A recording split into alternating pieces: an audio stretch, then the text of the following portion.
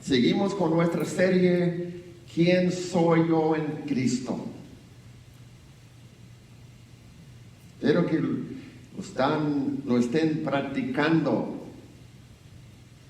cada vez que sienten un ataque del enemigo, un dolor, un problema, una duda, una preocupación. Recuerda lo que han aprendido o lo que has aprendido aquí.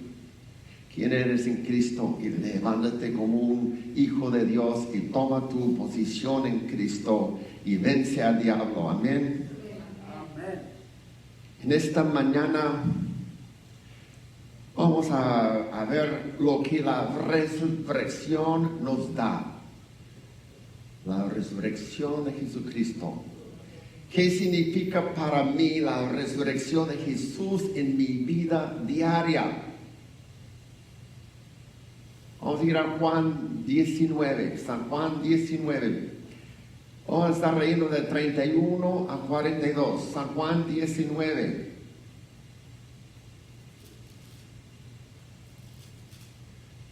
¿Qué significa la resurrección de Jesús en tu vida diaria?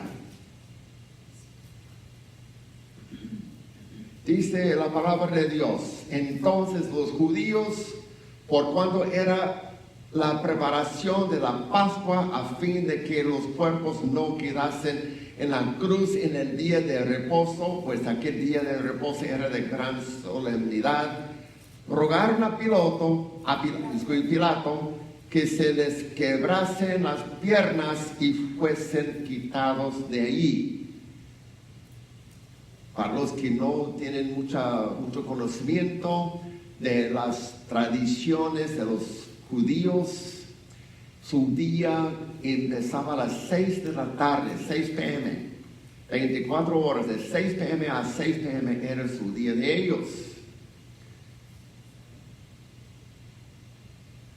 Recuerdan en Génesis cuando Dios separó la luz de las tinieblas, dijo, y el primer día fue y la tarde y el día fue el primer día. La tarde y el día, no dijo el día y la tarde. Entonces el día para los judíos iniciaba a las 6 p.m. Y después de 6 días de trabajo, el séptimo día era día de reposo. El séptimo día iniciaba a las 6 p.m. Entonces, a las 6 ya no podían hacer nada de trabajo. Era el día de reposo. Y la ley de Moisés era muy estricta. No podían ni preparar comida, ni lavar trastes, ni levantar un papelito del piso. Nada de trabajo hacían. Entonces, como cuando Jesús murió, el próximo día que iniciaba a las 6 p.m. de ese día, Él murió a las 3 p.m. aproximadamente. 3 horas después iniciaba el Shabbat, el sábado, día de reposo, a las 6. Entonces, era necesario bajar los cuerpos de las cruces para que les quedara tiempo para preparar los cuerpos y meterlos en su sepulcro o tumba. Entonces, ¿por qué tenían que quebrar las piernas? Porque la crucifixión fue algo horrible. No solamente tenían que aguantar el dolor de los clavos, con el cuerpo colgado y estirando las manos, el dolor de los clavos en los pies, el dolor de la espalda que estaba completamente abierta. A veces se miraban los órganos vitales.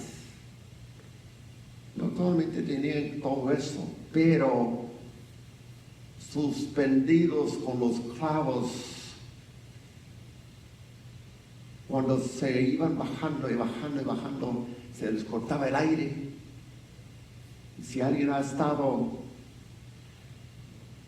en un lugar, por ejemplo, en el agua, y está buscando algo abajo en el piso y no lo hay, se desespera, tiene que subir a agarrar aire. Es una desesperación tremenda, porque el cuerpo demanda oxígeno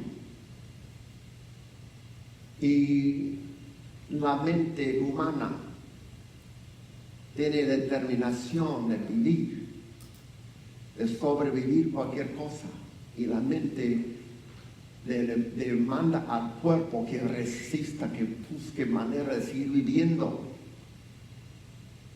Entonces, cuando se les iba cortando el aire, empujaban con los pies, contra los clavos de los pies, empujaban todo lo que podían y se bajaban otra vez. Y aguantaban y se bajaban otra vez, se les cortaba el aire y subían otra vez con los pies. Cuando los golpearon las espinas de las piernas, ya no podían levantarse y morían rápidamente. Y quebraron las piernas de uno y del otro, empezaron a morir. Cuando llegaron a Jesús, vieron que ya estaba muerto.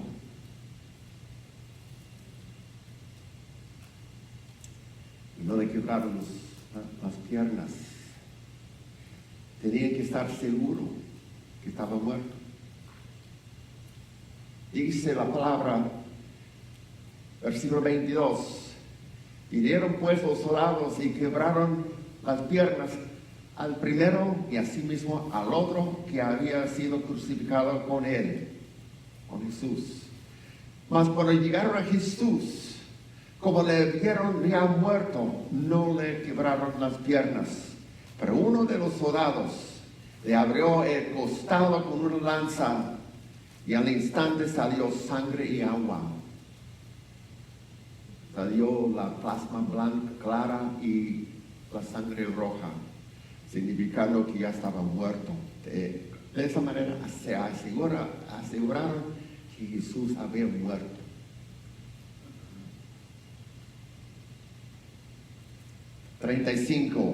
Y el que le dio testimonio. Aquí está hablando Juan el amado, el discípulo, el que siempre se hablaba de la tercera persona. El que amaba a Jesús estaba hablando de sí mismo. A quien Jesús amaba, Juan estaba hablando de sí mismo. Al discípulo favorito. Y aquí dice Juan, y el que lo vio, o sea, él mismo, da testimonio, y su testimonio es verdadero, y él sabe que dice verdad, para que vosotros también creáis. Porque estas cosas sucedieron para que se cumpliese la Escritura. No será quebrado hueso suyo. Fue profetizado que ningún hueso de Jesús iba a ser quebrado. Y también, otra escritura dice, mirarán al que traspasaron. Se cumplieron dos profecías en ese acta de no quebrar las piernas y meter la lanza en su corazón. 38. Después de todo esto, José de Arimatea, que era discípulo de Jesús, pero secretamente por miedo de los judíos, rogó a Pilato que le permitiese llevarse el cuerpo de Jesús, y Pilato se lo concedió. Entonces vino y se llevó el cuerpo de Jesús. También Nicodemo, el que antes había visitado a Jesús de noche, vino trayendo un compuesto de mirra y de aloes, como 100 libras. Tomaron pues el cuerpo de Jesús, ellos dos, José y Nicodemo, y lo envolvieron en lienzos con especies aromáticas, según es costumbre sepultar entre los judíos. Y en el lugar donde había sido crucificado había un huerto, y en el huerto un sepulcro nuevo, en el cual aún no había sido puesto ninguno. Ahí pues, por causa de la preparación de la Pascua de los judíos, y porque aquel sepulcro estaba cerca, pusieron a Jesús. Cuando esa lanza del soldado romano había atravesado el costado de Jesús, penetró en su corazón.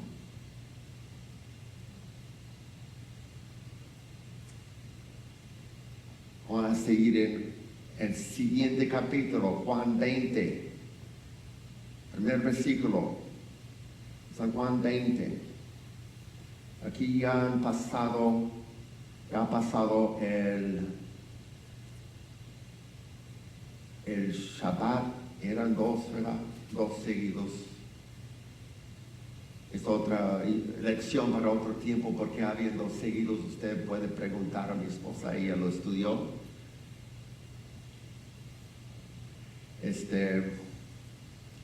Un estudio muy extenso,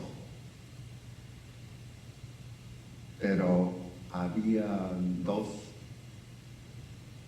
días de reposo seguidos.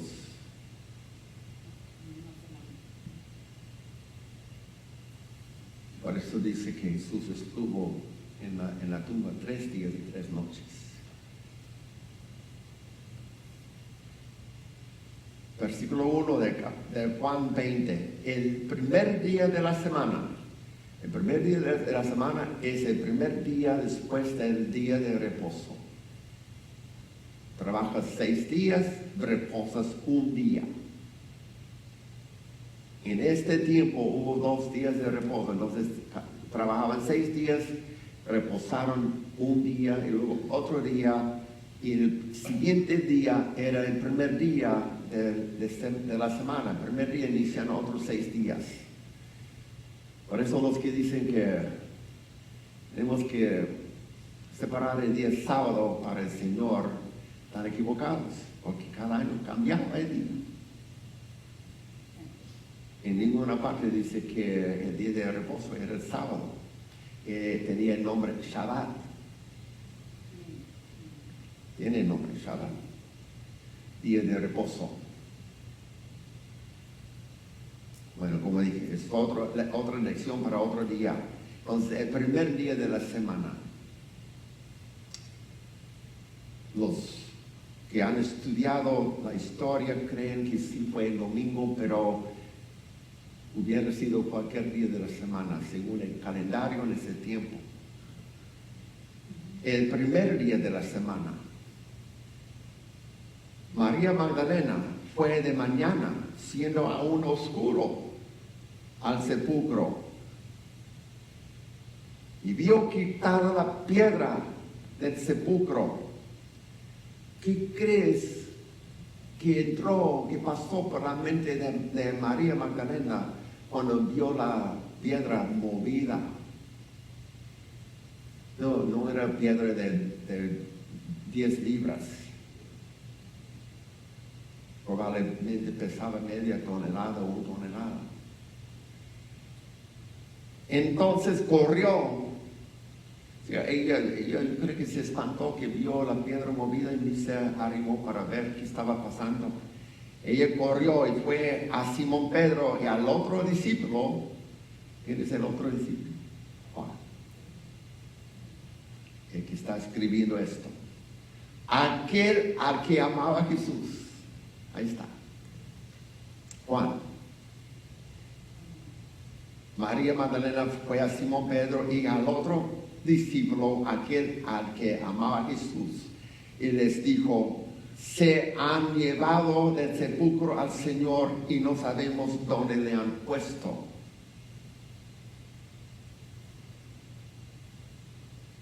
Pensando, viviendo según sus 5 sentidos, ella vio la piedra movida y ¿qué pensó? Ya removió la piedra porque robaron el cuerpo o sacaron el cuerpo y la llevaron a otra parte. Que es la mente humana. No entendía por el Espíritu de que Jesús le había dicho, voy a resucitar al tercer día.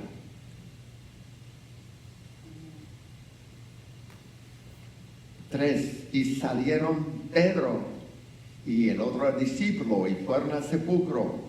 Corrían los dos juntos, pero el otro discípulo corrió más aprisa que Pedro. Juan se refiere como el otro discípulo. El otro discípulo se yo corrí más recio que Pedro y le gané. Es claro, y así se entiende que Juan era más joven que todos los demás. Pero él quiere meter eso. Y llegó primero al sepulcro. Y bajándose a mirar, hablando de sí mismo Juan, vio las lienzas puestas allí, pero no entró. Luego llegó Simón Pedro tras él y entró en el sepulcro. Así era Pedro, bien atrevido. Él no se preocupaba por nada. Adentro, luego. Y vio los lienzos puestos allí. Y el sudario que había estado sobre la cabeza de Jesús, no puesto con los lienzos, sino enrollado en un lugar aparte. Entonces entró también el otro discípulo, Juan, que había venido primero al sepulcro, y vio y creyó, porque aún no habían entendido la escritura, que era necesario que resucitase de los muertos, y volvieron los discípulos a los suyos. María llegó a la tumba para terminar el proceso de embalsamamiento. Ningún pueblo entre todas las naciones rendía reverencia a los muertos como la nación hebrea. Los romanos, ahora pensando en María, ¿qué es lo que pensó cuando vio la piedra movida? Los romanos a Jesús lo habían desnudado, lo habían asaltado, lo habían clavado en la cruz con una corona burlona en la cabeza. Y eso no fue suficiente, se habían atrevido a profanar la tumba también y mover esa piedra. Es lo que probablemente pensó María y quizás Pedro y Juan también.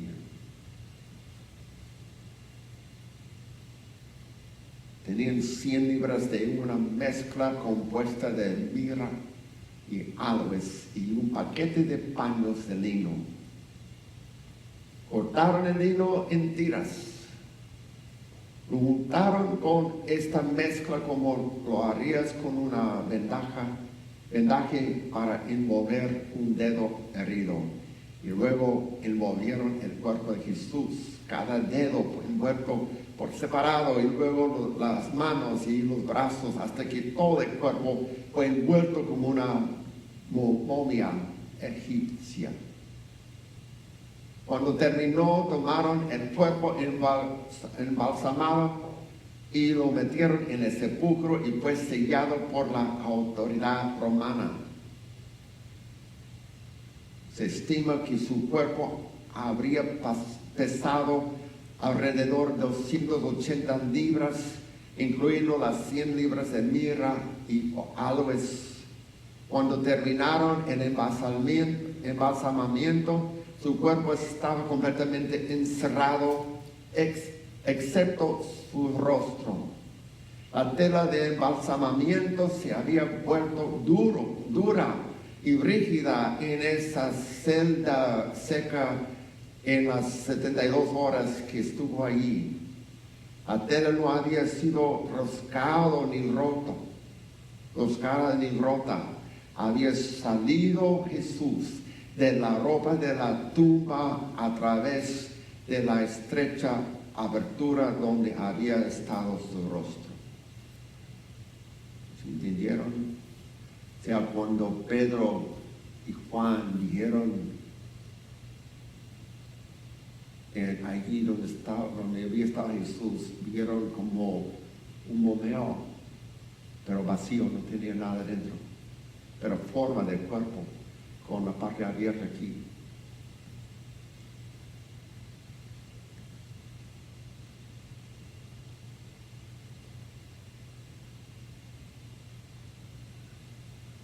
Dice que el sudario que había estado sobre la cabeza de Jesús, no puesto con los lienzos, lo dieron a un lado, sin enrollado en lugar aparte. Parece que en otro evangelio dice que estaba bien doblado el sudario, una pieza de tela para cubrir el rostro. Eso no llevaba la mezcla, estaba doblada. El costumbre de los judíos es que cuando uno dobla una toallita, una tela así, le deja para un lado, significa que va a volver, esa casa. Si deja la toallita después de cena o después de limpiar sus manos y deja tirar partes porque ya no va a volver. Pero cuando la dobla bien doblada y la deja a un lado, es porque va a volver. Nuestro Jesús va a volver. Amén. Aleluya. Gloria a Dios.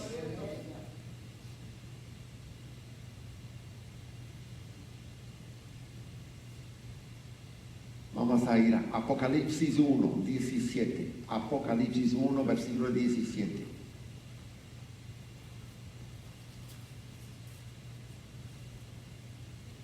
En Apocalipsis 1 es el mismo Juan, el amado, escribiendo una visión que tuvo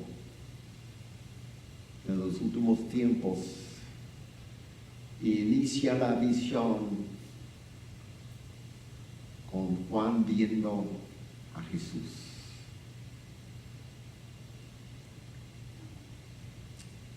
Dice Juan, cuando le vi, ahora Juan ya no es un joven, es un anciano. Dice, cuando le vi, o sea, Jesús, caí como muerto a sus pies, y él puso su diestra sobre mí, diciéndome, no temas, yo soy el primero y el último, y el que vino y estuvo muerto, mas he aquí que vivo por los siglos de los siglos. Amén. Gloria. Digan amén. Él vive por los siglos de los siglos. Y dice Jesús, y tengo las llaves de la muerte y del Hades. Gloria. Otra vez dice Jesús, y tengo en mis manos las llaves de la muerte y del Hades. Aleluya. Qué emoción atravesó todo el mundo espiritual cuando Jesús vino de las regiones oscuras, un maestro sosteniendo en sus manos las llaves de la muerte y del infierno. Había despojado al diablo de su autoridad, lo había dejado derrotado ante sus propias cortes. Dale gracias a Dios. Mire, y cuando Jesús anduvo sobre la tierra, él profetizó sobre sí mismo, dijo, así como Jonás estuvo en el vientre de la ballena, del pez 3 días y 3 noches, así estará el Hijo del Hombre en el medio de la tierra 3 días y 3 noches. Es muy difícil. Para mí siempre fue difícil entender porque escuchamos enseñanzas del hombre y no estudiamos la palabra por nosotros mismos. Porque yo entendía que Jesús murió viernes y resucitó domingo. No caben 3 días y 3 noches allí. Pero Jesús dijo, yo voy a estar en el corazón de la tierra 3 días y 3 noches. Entonces su cuerpo sí estuvo en la tumba 3 días y 3 noches. Tienen que creer, porque yo escuché muy bien el estudio de mi esposa. La palabra de Dios. Estamos hablando estudiando en el Antiguo Testamento. Yo creo que libro de Levítico, libro de Éxodo, los costumbres de los judíos, las fiestas, la fiesta de la Pascua con 7 días de pan sin levadura, era una fiesta de 8 días. Y luego los días que iniciaban a las 6 p.m., de 6 p.m. a 6 p.m. y el día de reposo. Estudiamos por semanas y escuchamos también enseñanzas buenísimas que nos ayudaron a entender un poco mejor. Y sí, fueron 3 días y 3 noches que Jesús estuvo en la tumba. Su cuerpo estuvo en la tumba, pero Él no estuvo allí. Di, yo soy espíritu. Vivo en una casa que se llama cuerpo. Jesús era el ser humano igual que tú y yo. Él también era espíritu y vivía en una casa llamada cuerpo. Su casa, su cuerpo fue embalsamado y puesto en una tumba, pero Él no estuvo allí. Ese instante que Él murió en la cruz, ese instante que Él dijo, consumado es, y murió, su espíritu descendió al infierno. Y Él luchó contra el diablo y le despojó. Le robó la autoridad y el poder que Él había robado de Adán en el Edén miles de años antes. Jesús, como les he dicho antes, siempre digo, Dios Padre siempre tiene un plan B. Su plan A era de que Adán fuera perfecto, viviera en un mundo perfecto. El Edén era un lugar perfecto. No había espinas.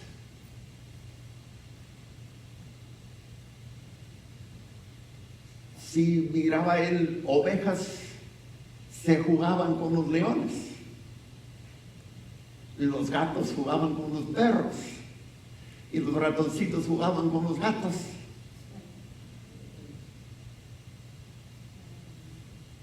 No había enfermedad, no había muerte, no había tristeza. Adán cada mañana salió y habló con su padre. Tuvo una oración perfecta. Y fue el plan A de Dios. Pero entró Satanás, tentó a Adán. Y Adán cayó en la tentación, pecó contra Dios y entregó todo a Satanás. Adán tuvo una autoridad y pudo llamar a los animales, pasen por aquí porque les voy a poner nombre.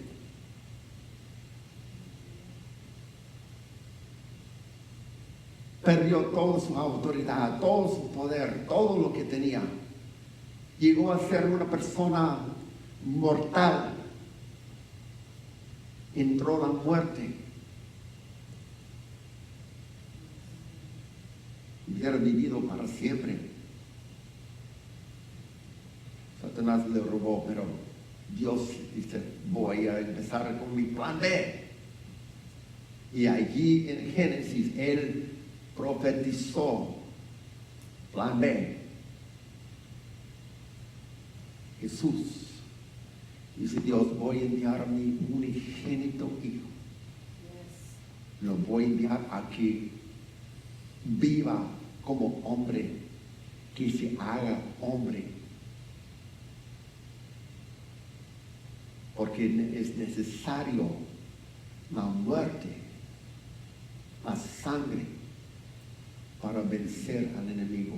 Es necesario que mi Hijo sea crucificado en una cruz romana. Es necesario que mi Hijo sea puesto en una tumba y que en ese tiempo que Él descienda al infierno y robe a Satanás la autoridad que Satanás robó a Adán y que resucitara. Ese fue el plan de Dios. Y lo puso en acción.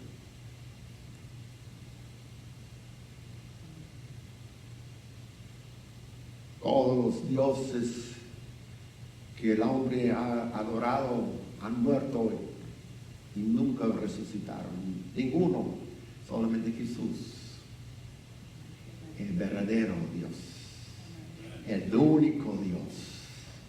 Amén. Hebreos 2:14.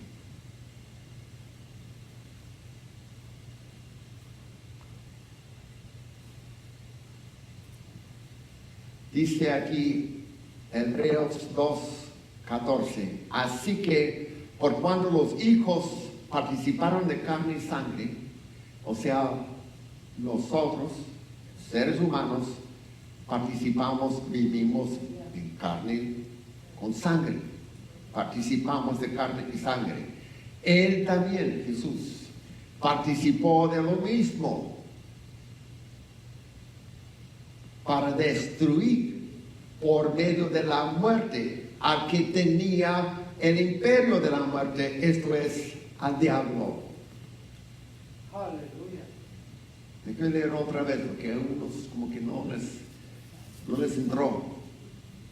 Así que por cuanto los hijos participaron de carne y sangre, Él también participó de lo mismo, para destruir por medio de la muerte al que tenía el imperio de la muerte, esto es, al diablo. Amén.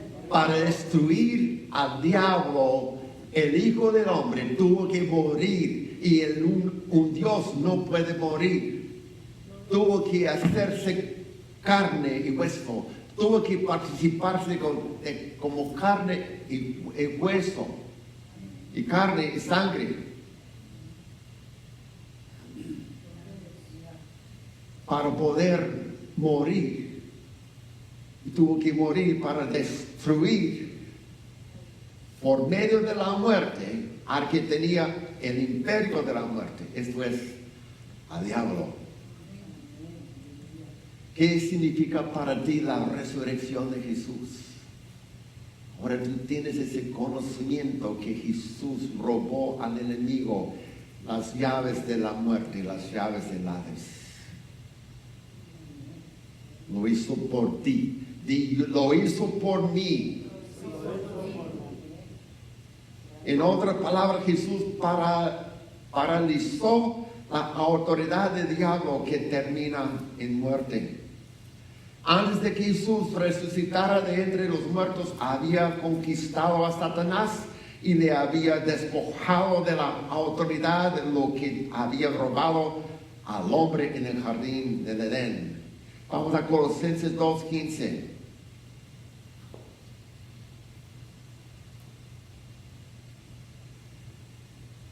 Colosenses 2:15.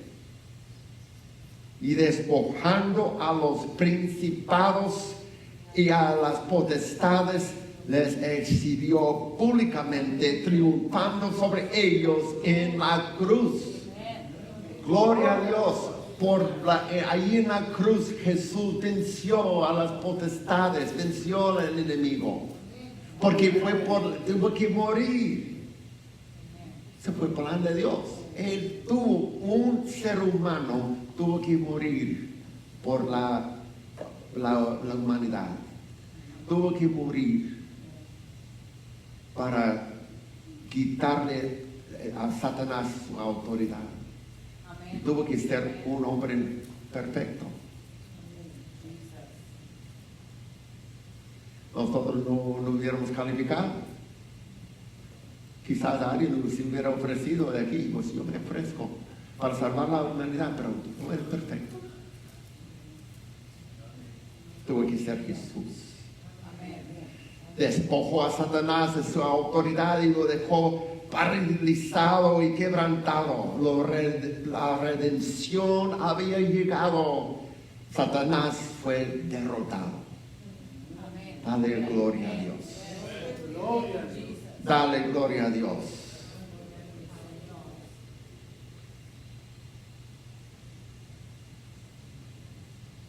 Algunos ven esto y lo interpretan así.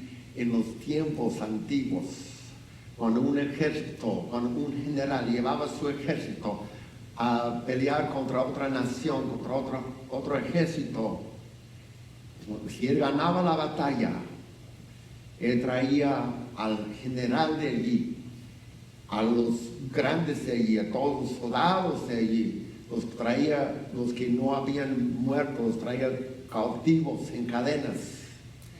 Y venía entrando a la ciudad la ciudad suya, la capital, con un desfile.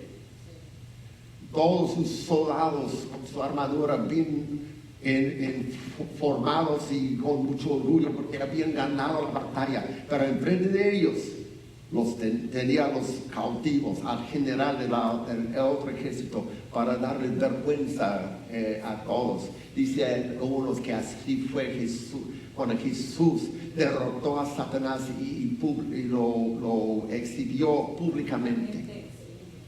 Satanás y sus demonios avergonzados en frente de Jesús.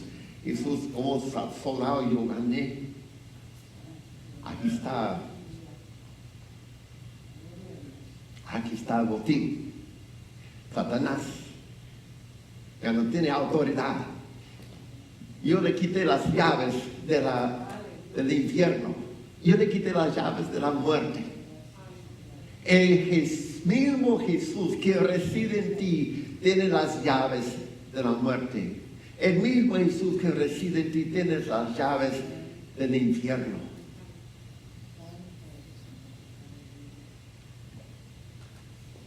Gloria a Dios. Colosenses 1. Colosenses 1, versículo 13. El cual nos ha librado de la potestad de las tinieblas y trasladado al reino de su amado Hijo, en quien tenemos redención por su sangre, el perdón de pecados. Gracias, Señor. ¿Están entendiendo?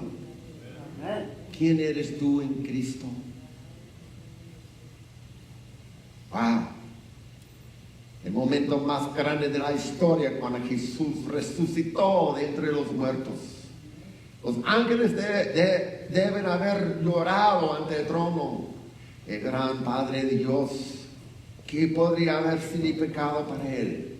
A ver a su Hijo resucitado otra vez en su presencia.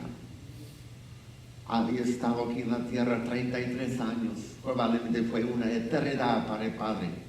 Pero lo ve ahora resucitado otra vez en su presencia. La humanidad, esperanza de su amor y razón de toda la creación, fue redimida. Las reclamaciones de justicia fueron satisfechas. Dios había redimido legítimamente, legalmente al hombre. Legalmente, Dios había redimido legalmente al hombre.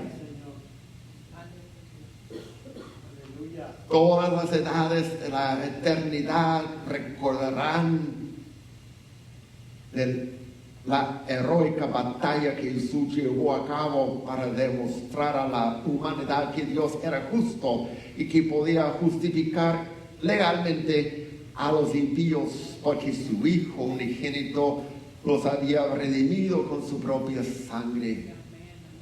Ahora Dios puede, por motivos legales, dar al hombre vida eterna. Ahora Dios, por motivos legales, te puede dar a ti la vida eterna. Amén. Juan 5:24. Gracias, Señor. Aleluya. Dice Jesús: de cierto os digo, el que oye mi palabra y cree al que me envió, tiene vida eterna. Y no vendrá a condenación, mas ha pasado de muerte a vida. Aleluya. Gracias. Porque Jesús tiene las llaves de la muerte en su mano. Amén. Gracias. No habrá juicio para nosotros como lo hubo para el maestro. No habrá cruz ni corona de espinas para nosotros. No habrá sufrimiento en el infierno para el que toma a Jesús como su Salvador. Y está en paz y tomar. Juan 6:47 dice: de cierto os digo, el que cree en mí tiene vida eterna. O sea, el que actúa sobre la palabra que Dios ha hablado tiene vida eterna en el momento en que actúa.